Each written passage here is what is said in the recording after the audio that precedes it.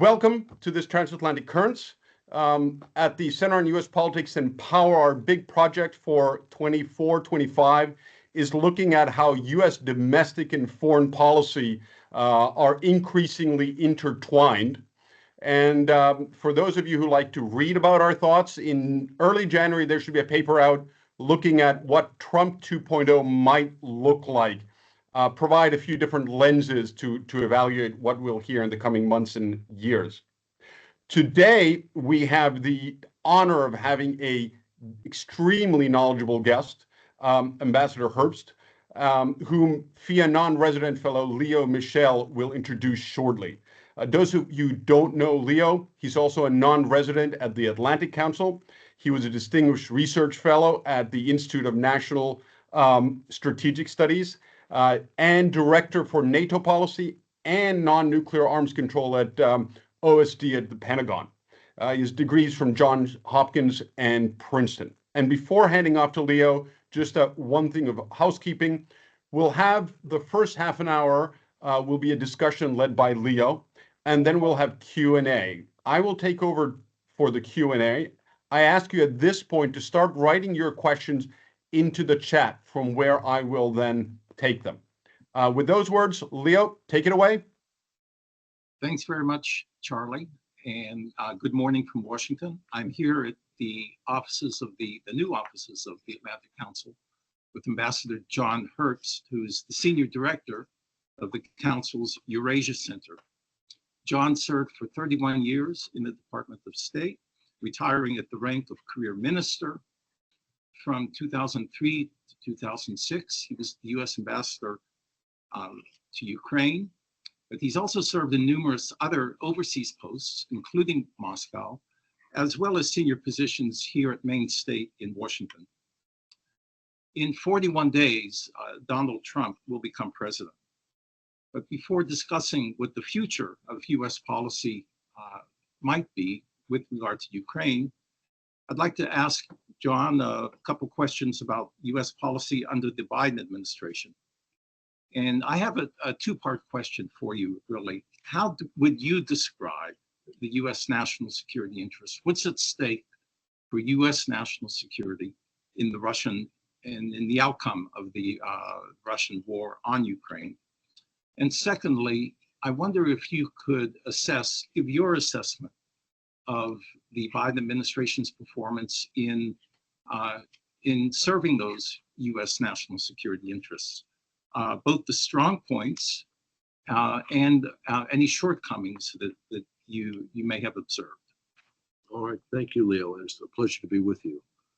Look, there are critical American national security interests on the line in Putin's invasion of Ukraine.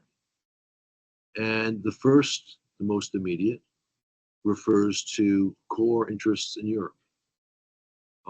It's not a secret for anyone with eyes to see that Putin's objectives are to restore Kremlin control over as much of the space of the former Soviet Union as he can, and Russian influence over as much of the space of the former Warsaw Pact as he can. So Putin's war on Ukraine is not to take back, quote unquote, Russian-speaking and Russian ethnic areas of Ukraine. It's to take control of Ukraine. And if Putin wins in Ukraine, he will not stop there. We would have to worry a great deal, especially about our Baltic allies, especially about Poland, especially about Romania. And of course, in the countries which are not part of NATO, which would be in deep trouble, include the three Caucasus states, Moldova, Kazakhstan. So the stakes are very, very high just in Europe. But there's a second dimension which makes the stakes even higher. Philip Zelikow, a former senior U.S. government official and a historian, wrote an article for the Texas National Security Review in the summertime, in which he said, I think correctly, that the extent of cooperation right now amongst Russia, China, Iran, and North Korea is greater between the three Axis nations up until Pearl Harbor. In other words, that's one way of highlighting that the West, the United States and its allies and friends, not just in Europe, face an axis of ne'er-do-wells, of aggressors. And we all understand, and I've understood this even though I'm not an East Asia guy, that the greater long-term threat to American security is China, because unlike Russia, China has a real economy, a functioning economy, a modern economy, which is more modernizing, but modern economy. And with a GNP, which is only growing, albeit not as high as quick a rate as it was before, it can pose a greater threat to the United States. But Russia is the only one of those two countries which is our peer nuclear power. And Putin has proved to be a greater aggressor, a greater risk taker than Xi.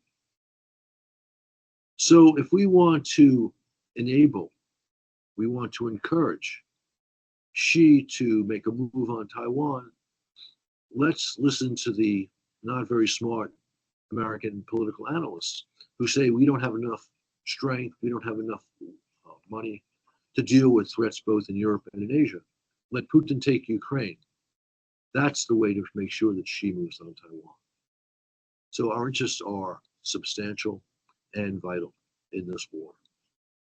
Strong Western policy, which starts with strong American policy, can ensure Putin's defeat in Ukraine. We just haven't seen that policy yet. What, to just stay for a second on the Biden administration, right, although it's short-lived now,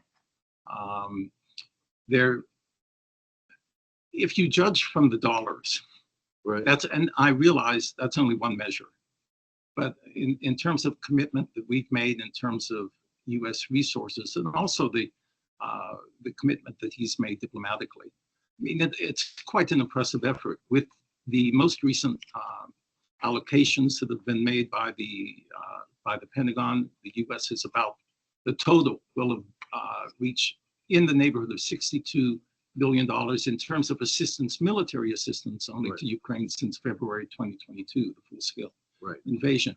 Another $46 billion has been spent to beef up, if you will, U.S. forces in Europe, and that none of that includes the $50 billion or so for humanitarian and other financial assistance.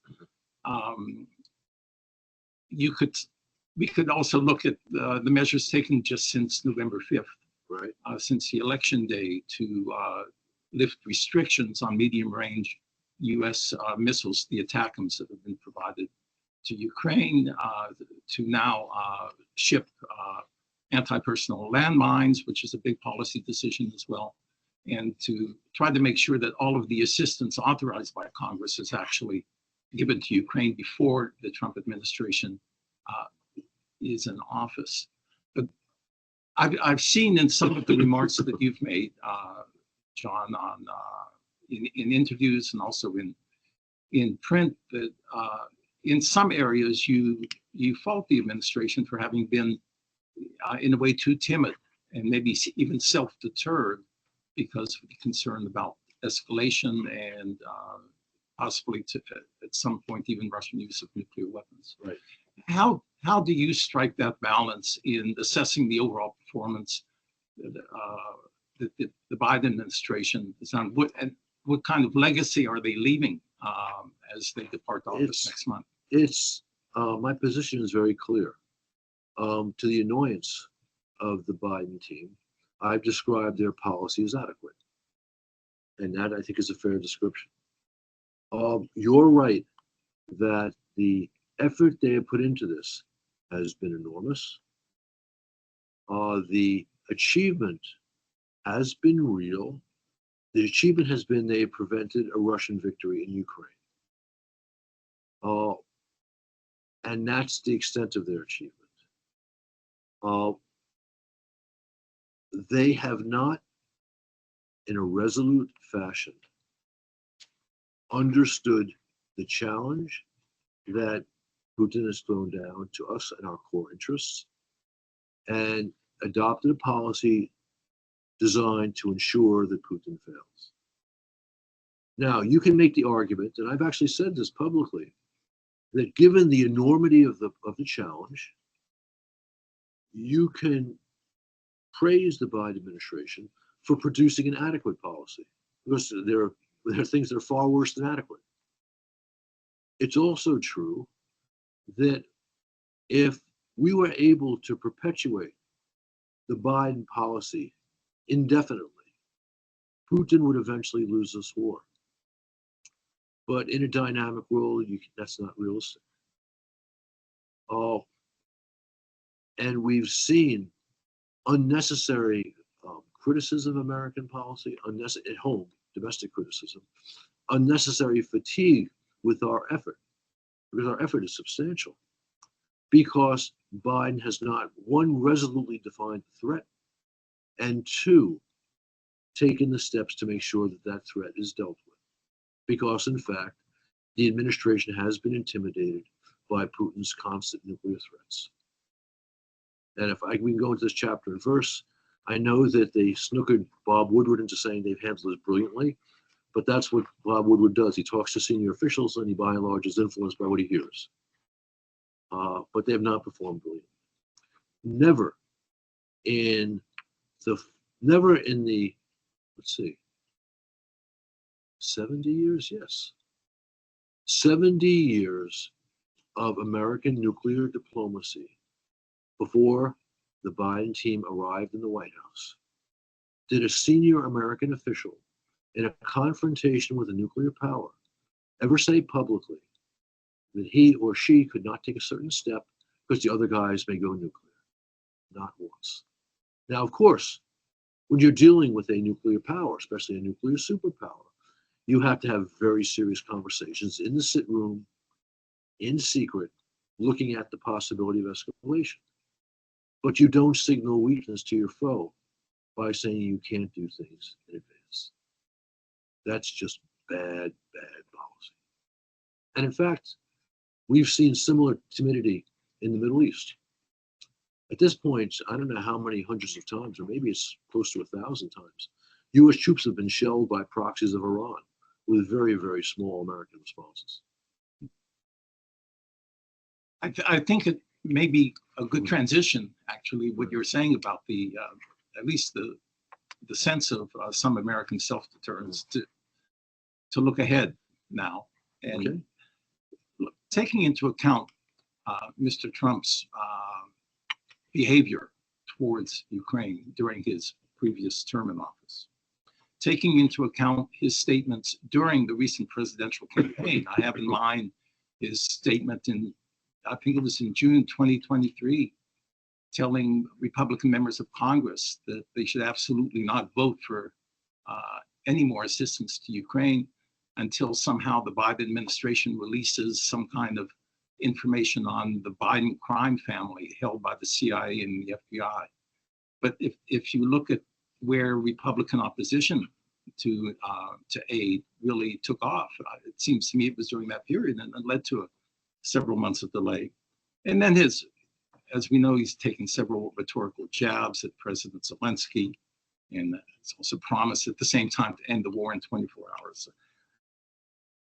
Looking at President-elect Trump, the individual, what do you make of his views on Ukraine? And then we'll talk a little bit more about his advisors, but the president-elect himself. I think you just outlined the mainstream view of Trump as seen in the national security community and in the mainstream media in the United States. I don't think that's nearly full enough to understand what Trump may do.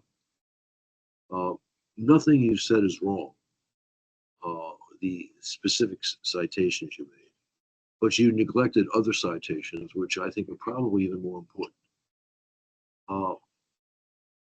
Trump enabled the passage of the aid bill for Ukraine in April. There's no way in the world that Speaker Johnson would have put it down on the floor for a vote if Trump was not on board with it. And Trump said something really interesting during that period, or in April. He said, the survival of Ukraine is important to the United States. Okay, so those are facts which point to a different possibility in Trump's foreign policy. Now, one of the reasons for confusion about Trump's foreign policy is that literally the loudest voices among his supporters are naives who to this moment seem to have no understanding that Putin says every few days that Russia's principal adversary is the United States. So therefore they can blissfully and ignorantly say the United States has no interest in Russia's war on Ukraine. So people sometimes assume those voices represent Trump and the new administration. Now, I can tell you with absolute certainty that they do not have influence on Trump and on what will be the policy of the incoming team. But so far, none of those voices have been appointed to the key national security policy jobs. And I mean, I'm referring to, of course, NSA, the National Security Advisor, Department, Secretary of State, Secretary of Defense, the Special Envoy for Ukraine, and I would throw in as well the U.S. Ambassador to the UN. All of those figures, and that includes Pete Hegseth, understand that we are in a war, that we are in a world of truly dangerous great power competition. They understand it's not just China who's a threat to the United States. It's not just Iran who's a threat to the United States, but also Russia and North Korea. And there's good reason to expect that the policies they seek to implement will reflect those views. Could I ask you a little bit more about some of the advisors? Sure. And you mentioned the special envoy. It's right. a retired Lieutenant General, Keith Kellogg, who served in the previous Trump administration as a national security advisor to the vice president right. at the time. And briefly, I think, is the acting national security advisor to the president after Mike Flynn was unceremoniously forced to resign. He wrote the paper. There's been a lot of attention to the paper that he co-authored this past April for something called the America First Policy Institute or something like that. Which he heads. Yeah, and he sketched out, and you're familiar with the main points, so I won't attempt to try to summarize them, but this is viewed as possibly a very influential approach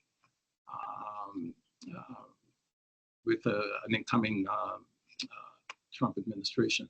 Could you say a little bit about, I don't know how well you know Keith Kellogg, but I'm sure you're familiar with this paper, kind of the principles that he has laid out, and what's your assessment of that type of approach? I think that article, which he wrote with Fred Fleitz, another relatively senior figure from the first Trump administration, I think was their effort both to suggest a path for Trump and to signal to Trump that they are the excellent members of his incoming administration. Such is not unknown amongst foreign policy players. But I think that paper is already somewhat outdated. We've seen publicly what we believe to be the elements of Trump's approach. And there are four of them that I think are most important. One is territorial compromise, which is a bitter pill for Zelensky. Two is now in the versions that have been put out publicly recently, a 20-year moratorium on Ukraine's possible membership in NATO, also a bitter pill for Ukraine. But on the other side, there's the element of a demilitarized zone between the forces, between Russian and Ukrainian forces, into which European soldiers would be deployed. That's a very interesting phenomenon. I'm sure you have very good ideas on that, given your expertise on European defense issues. And that's something that I don't think Putin is interested in. And the fourth is something we know that Putin is definitely not interested in, which is arming Ukraine to the hilt, so as a deterrence against future Russian aggression. Now, I am not enthusiastic about those four elements together. I believe that the best policy would be arm Ukraine to the hilt to drive Russian forces out of much, if not all, of Ukraine, and make the holding of Crimea extremely, extremely expensive for the Kremlin. But we live in a dynamic world. While I may appreciate my voice, I'm not sure the incoming administration does. And so we have to deal with the world in which they are going to be principal actors. And I see in those four elements a way to a sustainable peace if those elements are properly negotiated and implemented, that would serve American interests, with the tragic exception of the Ukrainians left under the Russian boot, given the repression. It serves Ukrainian interests. And then, of course, the interests of stability and security in Europe. And also, not something which he could take away and say, well, gee, I can put one over on those Americans.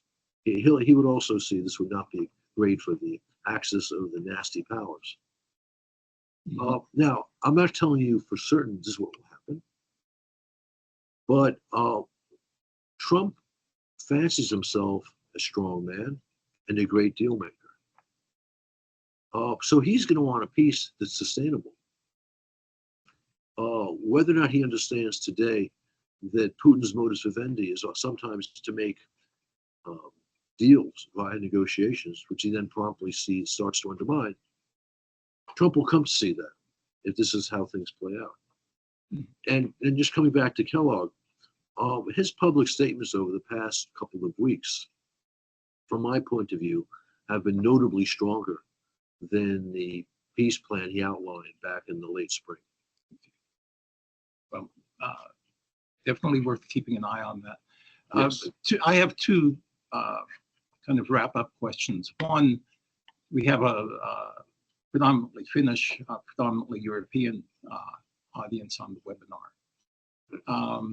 What do you think the next administration, the Trump administration, will look for in terms of the roles and responsibilities and burdens, frankly, to be carried by the Europeans in terms of the future of assistance and support, possibly even more direct military involvement in Ukraine? There's no question that Trump believes Europe should be shouldering more of the burden of Moscow's war in Ukraine than the United States. And obviously, Europe has already been doing that now since certainly shortly after the big invasion began. But he thinks, given their interests, which this is on their continent, even more assistance should be coming from them than from us. And I think it's safe to say that Trump's going to reduce the grant portion of what we provide Ukraine substantially, and maybe it will become all loan over time.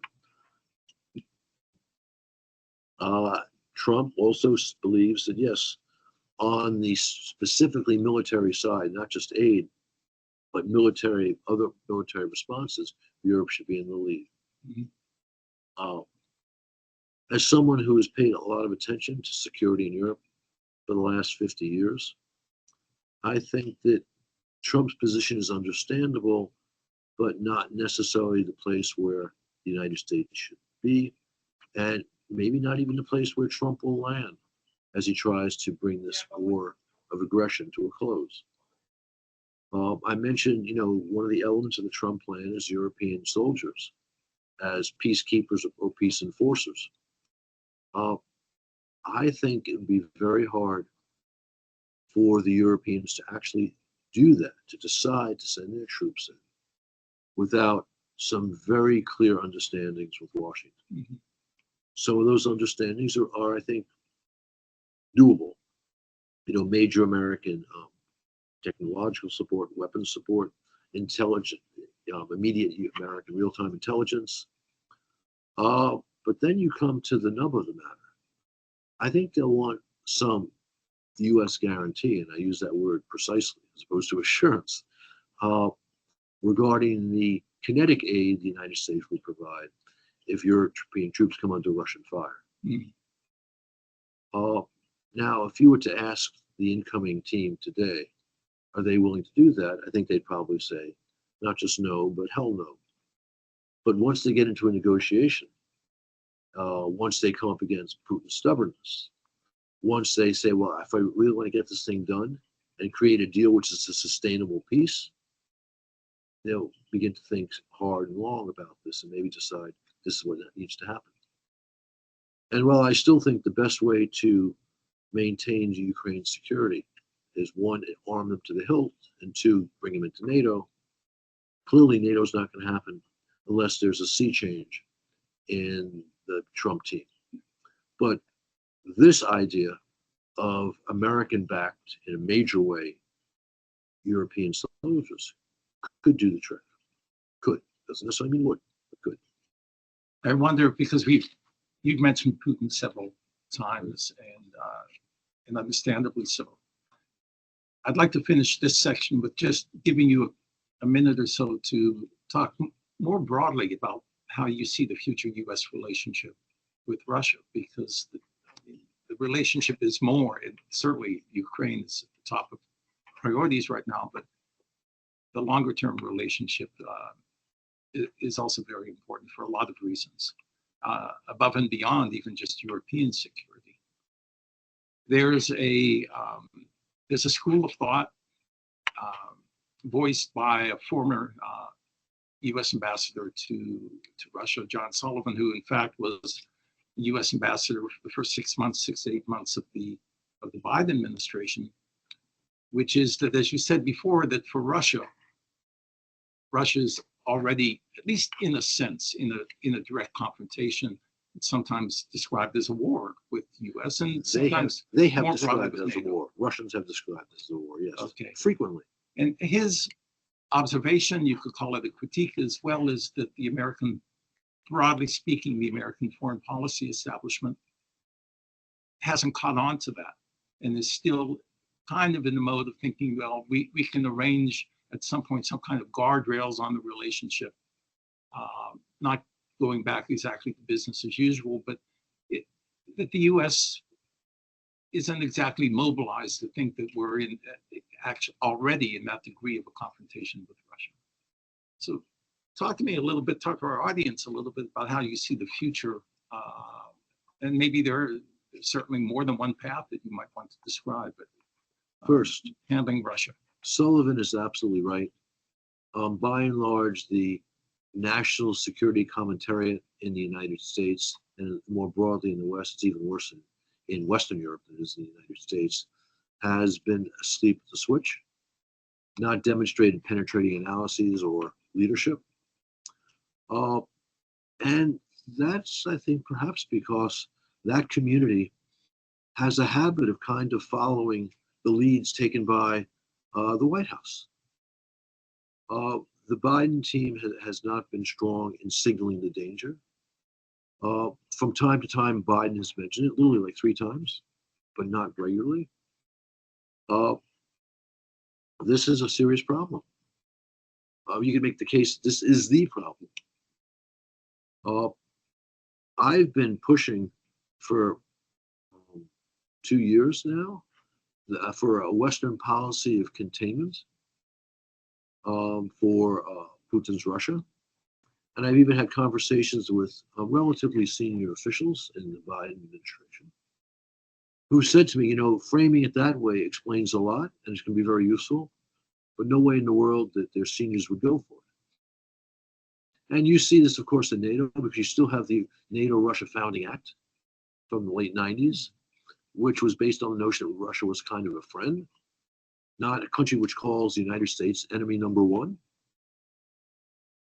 People have been unwilling to face up to the reality of what the Russians are up to. Russians under Putin's leadership, not what the Russians are necessarily going to always be up to.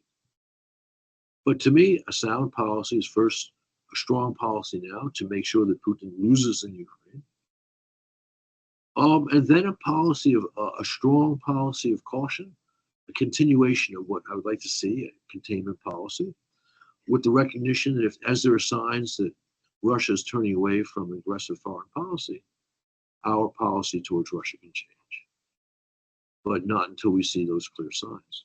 But it's also true, if Putin's war in Ukraine proves to be a failure, meaning that Ukraine emerges as a viable, secure power, there's a good chance that the Putin regime is kaput.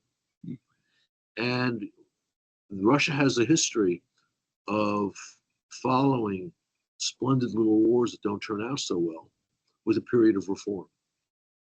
And I would not be surprised if that were to happen. And were it to happen, we should be flexible enough to encourage it and to, modify our policy accordingly. But first, let's make sure that they don't conquer anyone else. I think that's a good point to go back to you, Charlie. And I know you've been collecting a number of questions from the chat. I'm going to slide aside here, so you'll just have John in the screen. All right. And then I can come back at the end if necessary. I have to say, as a Finn sitting in Helsinki, I like the idea of ensuring that he doesn't invade anyone else. Although I do think maybe we're not the top of his list. Let's see.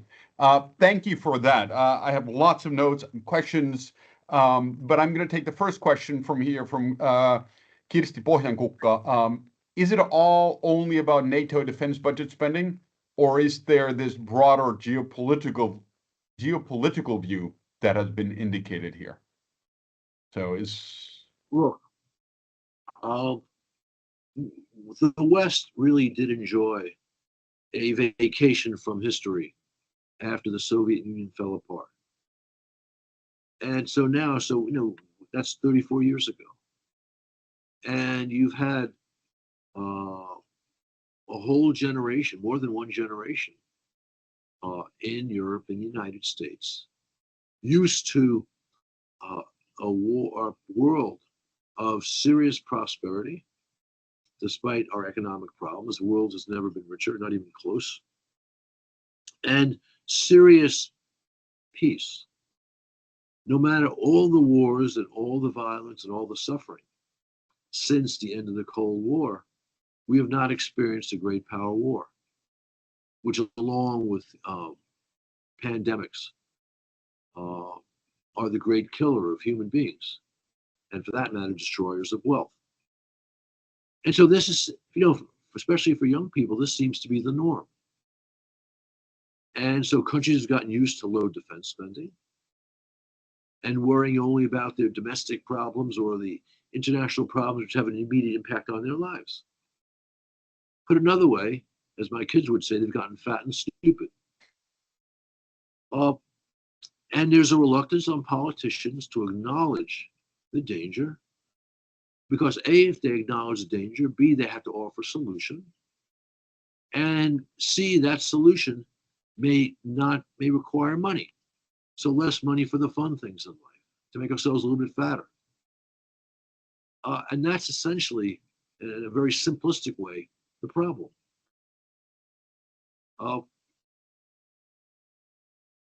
That's why it's taken first, in the first Trump administration, his very sharp criticism to get NATO defense spending up. And now, of course, Putin's been even more persuasive with his invasion of Ukraine. But despite that, Germany's still not at 2%, right? And we see to this day the tendencies of old bad elites in Germany to try to find some way to make up with Russia. Because the alternative is, again, in a world that's gone fat and stupid, untenable. It means getting into shape. It means facing the possibility of conflict. So let's ignore the problem. Let's stick our heads further and further into the sand. That's really the problem. And before I go, next question is reflection. And those politicians are clearly aware enough that if they're going to tell their citizens that we're going to have less services, both powers on the left and the right ends of the political spectrum are bound to gain votes, power. Well, that's maybe true at the moment, but that leaves out the ability of leaders to shape public opinion. You know, looking at that problem here in the United States, in a sense, you can argue that the war in Ukraine was never the top priority for Biden. If you contrast his public messaging on our policy towards Putin's aggression in Ukraine with his public messaging on the Inflation Reduction Act, there's no comparison. No. He and senior officials in administration every day were out pushing the theme that this was necessary for the U.S. economy, to deal with climate change and so on. On the Ukraine war, on Putin's aggression in Ukraine, Biden did that only 3 times. He did it in his Oval Office address after the Hamas attack on Israel, which would have been like late October of last year. He did it in an op-ed in the Washington Post a few weeks later. And he did it at the top of his State of the Union address earlier this year. That's it. Clearly, you're not going to shape public opinion in the right way if you do it occasionally. Yeah. That's a problem. And this is not just true for the United States, it's true all over Europe. I agree fully. So next question I'm going to try to interpret seems to be a few different parts. Says, is it in the U.S. interest to stop the war in Ukraine? ? The fact is that the Western reaction to the Russian aggression has been pretty slow and inefficient. The Western democratic values at stake. So I'm going to guess it's effectively a call that we should have done collectively more and faster. Look, there's no question that's what we should have done. No question. But we didn't do it. But that doesn't mean that what we did was simply bad or inadequate. You know, as I mentioned when talking with Leo, the policy has been at least adequate. And given the size of the effort from Europe, from the United States, in that way, impressive. Just not up to the task of actually defeating Putin, which is what should have been and should be our goal. All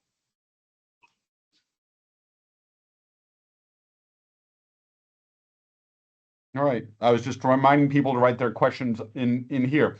So you mentioned Donald Trump being a deal maker. He fancies himself a very good businessman, and continuing aid to Ukraine. It's a question of fundamentally about U.S. defense industry. Do you think that he's going to be able to, in a space where he's placed 2 businessmen to improve government efficiency, is he going to manage something which would ensure the U.S. defense industry, which would obviously benefit the U.S. economy, is going to spool up even more than it has? It seems like without that, the U.S. and others are just going to run out of missiles and weapons to give. There is some talk in Trump's camp about seriously boosting American defense industry. I know that some legislation was put forward by Senators Sullivan and Vance earlier this year. The Biden team talked a lot about this as well. I think we'll see a greater effort under Trump. I don't know if it will be a sufficient effort. We really do need to produce a lot more arms. We need a defense budget which covers that. We need flexibility in the way we contract to make sure this can happen in a quick fashion. You know, Trump deserves, and he didn't really get a lot of credit for the way he developed the COVID vaccine. We need roughly that sort of effort now to boost arms. And I'm not hearing anyone talk about that sort of effort. But that's what we need. One, to give Ukraine what it needs. But two, if we're in a confrontation ourselves with either Russia or China, we don't have the weapon set that we need in sufficient quantities. If we were to do that, that I think is literally could be something that could make Putin change his mind and agree to a sustainable peace on Ukraine. That certainly would give Xi pause as he considers further provocations in the South China Sea and a possible move on Taiwan. See any questions here? I will go with this one. German Chancellor Scholz has been criticized for speaking with Putin. There was the Macron, Zelensky, Trump meeting by or before the Notre Dame opening. One of the concerns of Europeans has been, or that I've heard also and we've read, is that somehow Trump is going to do a deal with Putin, maybe not over the heads of the Ukrainians because he realizes they're needed, but over the heads of the Europeans. The Europeans would just be told, this is what you need to contribute in soldiers, humanitarian assistance, and so on. You mentioned Trump's broader team recognizing some realities. Do you think that team also recognizes that the Europeans have to be at the negotiation table so that they will get buy-in? I don't know the answer to that question. I can give you some thoughts, but nothing definitive. I think their inclination would be to do this deal without the Europeans. But their deal includes a very important role for Europe. And there's going to need, if Europe is going to play that role, there will need to be an extensive negotiation between the US and key European capitals. A negotiation which in some ways will be almost as difficult as negotiations with Putin, for different reasons, clearly. So I think the concern you've described in Europe is plausible, but I don't think, in fact, Europe will be cut out again because their role is such, it's impossible to do. Yeah, I would agree, and I would imagine many Ukrainian leaders feeling the Europeans are needed immediately, but also for any, as it were, European perspective, EU perspective to remain relevant or credible. Question from here, Emma. If the tensions are expected to intensify between the US and China, maybe in the South China Sea, let's say in the next 3 years, how might that shape the interests and actions of US in the context of the war in Ukraine? Again, it has to do with the dynamism you mentioned. Everyone's looking at everyone else. So would you repeat the question? So tensions between US and China, how might the increase in those tensions shape US interests and actions regarding Ukraine? Does it kind of, you alluded to this a number of times, does the US just want to freeze, dump Ukraine, or recognize that what it does there is going to influence what Xi says or thinks? It's worth remembering, because bad ideas die hard, that the Biden administration came in and wanted to, quote, park the Russia problem so it could deal with China, right? And they wanted to pull a reverse Kissinger, right? And wean Russia away from China, the way Kissinger weaned China away from Russia back in the day. That didn't work. Didn't work then, it's not going to work now. There are naives in Trump world that say because China is the major threat, we don't have the means to deal with Russia. Let Europe deal with Russia. If Russia wins, so be it.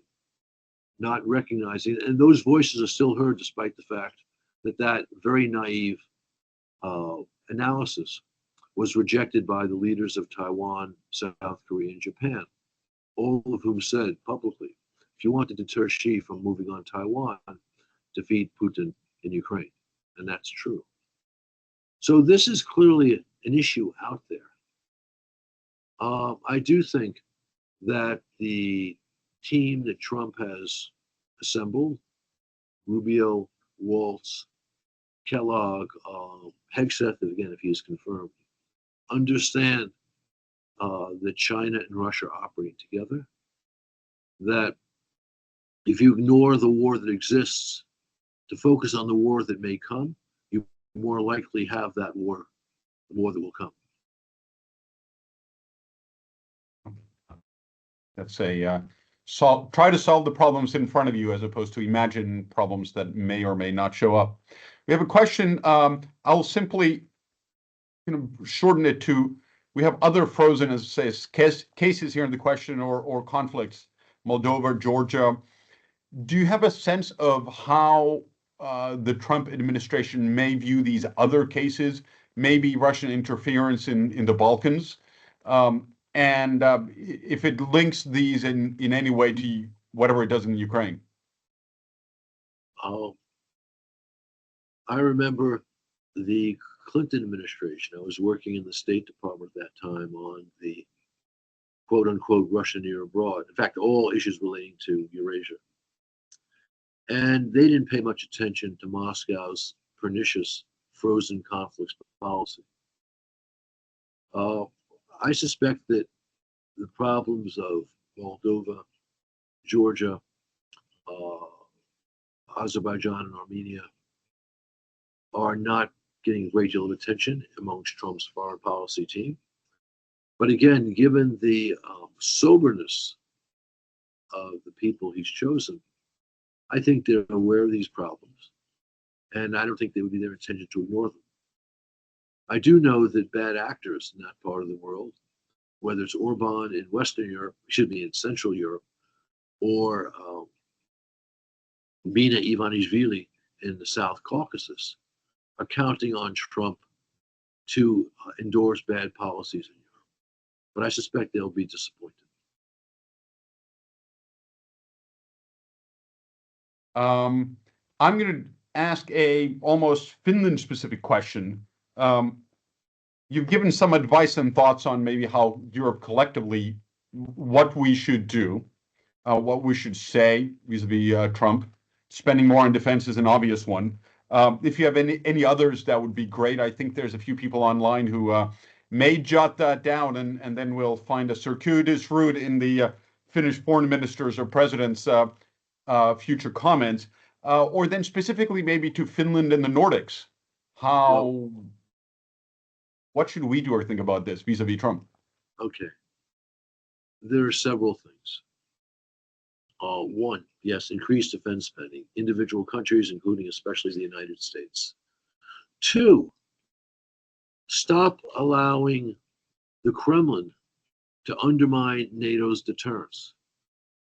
Since at least the spring, we've seen a serious uptick in Russian sabotage operations across Europe, or in many NATO countries. Even efforts to bring those sabotage opportunities to the United States. There's been no NATO response, no individual NATO nation response. That only persuades Putin that the West is weak. Every time there's a sabotage incident in a NATO country should expel 30 Russian spies, not the publicly declared spies, but those who we know are spies who don't have a cover. That would have the GRU screaming the Kremlin to knock it off, and the SVR screaming the Kremlin, knock it off. We have a natural advantage because there are a lot more Russian spies in the West than Western spies in Russia. There are other things we could do too in response, especially given our superior cyber capability. So no more free Russian sabotage. Since the summer, there have been more than a few Russian overflights of NATO airspace, drones, and missiles heading to bomb Ukraine. Why aren't we defending our own skies? The Turks in 2015 complained 3 times about Russian warplanes entering briefly into Turkish airspace along its border with Syria. The 4th time they shot it down. Bravo for Erdogan in that case. And by the way, NATO did not behave like an ally. They were critical of the Turks for upsetting Russia. It was really quite disgusting. We should be doing what Erdogan did. And NATO countries could do that themselves individually without a NATO imprimatur. I suspect that NATO would have to rally behind the nation that shot down a Russian missile over their own territory or their own airspace. As for the Nordics, as for Finland, I think your policies, maybe not completely with all of the countries involved, but the vast majority have been very strong in terms of defense preparedness, not just defense expenditures, but also making sure your own armed forces are ready to deal with some Russian provocation or worse. Strong in supporting Ukraine, not being self-deterred the way that especially Washington and Berlin have been self-deterred. More of that is welcome. All right. So I guess there's some good news. Keep on doing what done. Yes. Are there policies you see? I don't see questions here, but we have a few more minutes left. Are there policies you see that it would be useful for either individually or collectively Europeans to urge towards the new administration or White House, whether or not Ukraine, or then more broadly, simply to ensure that there's a rapport and some sort of a functioning relationship where Trump will say what he does about Europe and Europeans in the EU and NATO, but the Europeans can also show, hey, we are on the same team. We know that there are statespeople in Europe whom Trump likes and respects. I'm thinking, of course, he's outgoing, but of President Duda in Poland. I'm thinking of Meloni in Italy. They should be using their connections with Trump to make the case for European security and American security by making sure that Ukraine wins this war. That's for sure. And again, they need to, I mean, the Poles have been leading by example with defense spending. It'd be nice to see the Italians begin to take that on. Meloni does have a good relationship with Trump, but her position will be stronger, urging for stronger American policy if Italy's defense spending was greater. Charlie. Yes. If I may, in the minute or so remaining, I just wanted to ask John, because I believe he's spoken about this in other forums as well. Is it possible, you know the mechanisms of the State Department, you also know I think you're very familiar with some of the financial mechanisms that belong on the category of sanctions. There's been this question of frozen Russian assets that are in Western banks and financial institutions. I've seen various estimates, but it's into the hundreds of billions of dollars or equivalent thereof. Do you think that there's anything that the current administration could do yet in the remaining, as I said, 41 days to ensure or to make it easier so that those assets are not just frozen, but are on their way being transferred to Ukraine so that Ukraine could actually use those assets for its conduct of the war and eventually perhaps for the reconstruction that we'll have to think about once the fighting ends? I've actually given the administration relatively high marks for their work on this issue. They reached an agreement with the G7 in the spring, which would use the roughly $300 billion of frozen Russian state assets as collateral for a loan to Ukraine. And that loan is supposed to be dispersed up to $50 billion by the end of this year. The fact that it's already December 10 and it hasn't happened does have me worried, but I know the administration has been working hard on it. Now, so I give them, as I say, a B plus say for that. They understand, at least many in the administration understand, that they should really be thinking about ways to get access to the principal of those assets. There's a great deal of opposition to that, especially in Germany. in France and Japan, but a concerted effort could move them. But there's not enough time for them to get this done in what's left of the Biden administration. That does not mean they shouldn't try. They should also, and this is perhaps more important, be making the case to the incoming administration that this is an issue to follow. Okay, back to you, Charlie. We have one more. If you have people have maybe an extra minute, I'll say the Finnish authorities perfectly legally took about in excess of 30 million Russian government property and confiscated it, or have been doing so in the last weeks and months here. So maybe that's an example. Then we have one question, Eric from Washington. There's a dramatic gap in European perceptions of the Russian threat between those who neighbor Russia and those who benefit from a buffer the neighboring states provide and takes a sanguine view of Russia. What are the realistic prospects for narrowing that threat perception gap, and how might that be done? Just to end with an easy question. That threat perception gap has narrowed some since the big invasion, but not enough.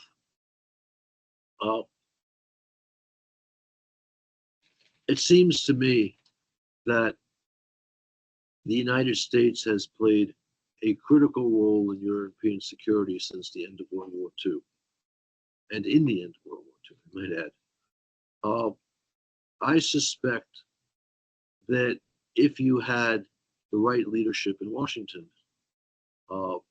the gaps between Eastern and Western Europe would be less important and would become smaller. What you've had for the last 4 years was essentially the White House colluding with one of the weakest links in Europe, Germany. That's obviously not going to continue under Trump, but the problem here with the incoming administration is Trump has a skepticism towards NATO, which is not helpful to, I'd say, either security in Europe or American interests. In the first term, the policy towards NATO was basically fine, very similar to what it had been, but the occasional outbursts from Trump were something that needed to be managed. I'm not certain that we will escape that pattern again. I would agree based on what he said at the NBC interview the other day. But he also said quite clearly, and I mean, he talks about it in terms of if they pay up, like a mob shakedown. Right. But his message seemed to be, if European allies spend the minimum requirement, 2%, then the U.S. is in, which was quite clear. And that way, I feel like the ball is in our court. Nothing wrong with that statement, because it is inexcusable, especially for like some of the countries in the East, which are very loud on needing to be tougher on Russia, not willing to spend the amount of money they should be spending. Great. Those words, I'd like to thank the audience, participants, and Leo, Ambassador Herbst. Thank you very much. Of course, much remains to be seen, but I think this is a great scene setters on things to expect and things to look forward to. Thank you. And with that, I close this webinar. Thank you very much. Yeah. Okay. Great to see you.